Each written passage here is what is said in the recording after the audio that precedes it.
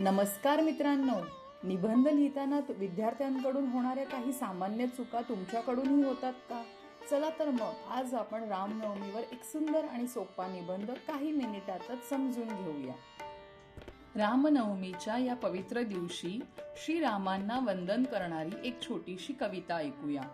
जय श्रीराम असा गजर झाला, अयोध्येत आनंद साजरा झाला. धर्म, सत्य आणि आदर्शाचा संदेश श्रीरामांनी दिला जगाला विशेष.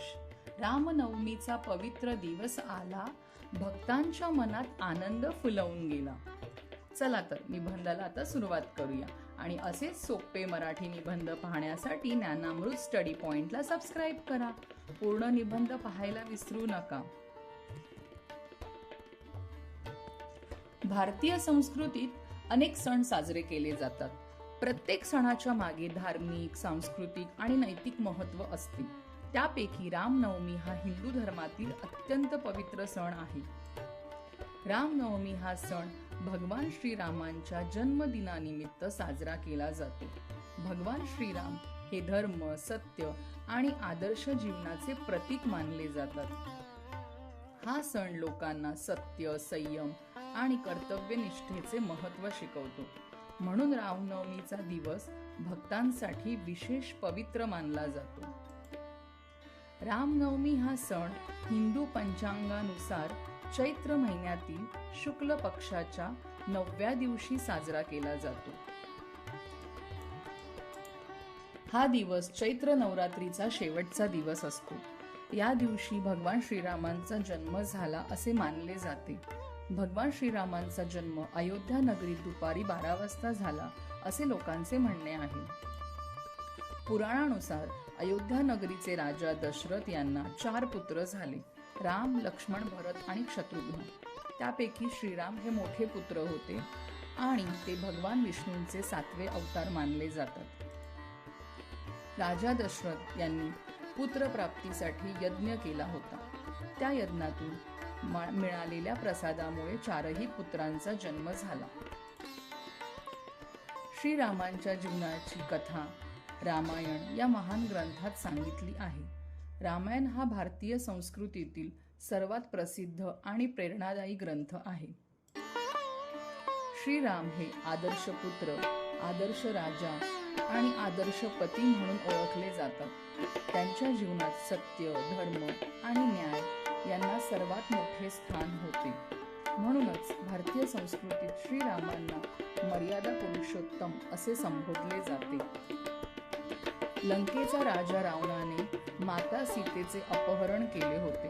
सीतेची सुटका करण्यासाठी भगवान श्रीरामांनी वानर सेनेसह लंकेवर आक्रमण केले आणि शेवटी भगवान श्रीरामांनी रावणाचा पराभव करून त्याचा वध केला. यातूनच सत्य आणि धर्माचा विजय झाला. रामनवमीच्या दिवशी मंदिरांमध्ये विशेष पूजा केली जाते. मंदिरे सजवली जातात. काही ठिकाणी शोभायात्रा काढली जाते. भक्तगण उपवास करतात आणि भगवान श्रीरामांची आरती करतात. अनेक ठिकाणी रामायणाचे पारायण केले जाते. राम जन्माचा प्रसंग मंदिरांमध्ये अत्यंत भक्तिभावाने साजरा केला जातो.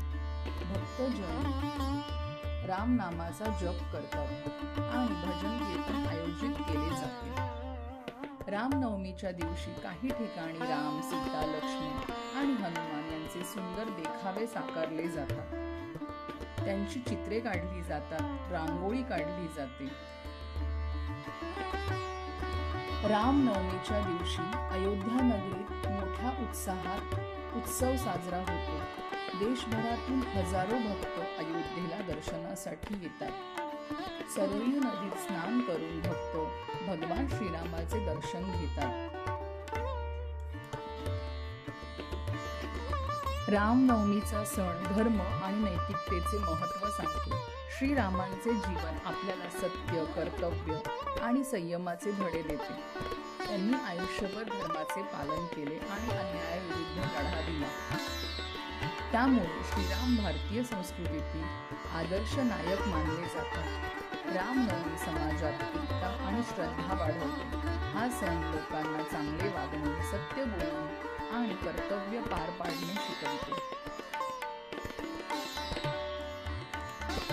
रामनवमीमुळे लोकांमध्ये भक्तिभाव आणि सकारात्मकता वाढते.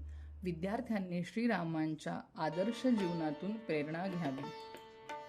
त्यांच्यासारखे प्रामाणिक, धैर्यवान आणि कर्तव्यनिष्ठ बनण्याचा प्रयत्न करावा. चांगले विचार, चांगले आचरण व हेच रामनवमीचे खरे संदेश आहेत. रामनवमी हा केवळ धार्मिक सण नसून तो आदर्श जीवनाची प्रेरणा देणारा उत्सव आहे. भगवान श्रीरामांचे जीवन आपल्याला सदैव सत्य आणि धर्माच्या मार्गावर चालण्याची प्रेरणा देते. निबंध आवडल्यास लाईक, शेअर आणि सबस्क्राईब करा. Thank you so much. भेटूया पुढच्या निबंधात.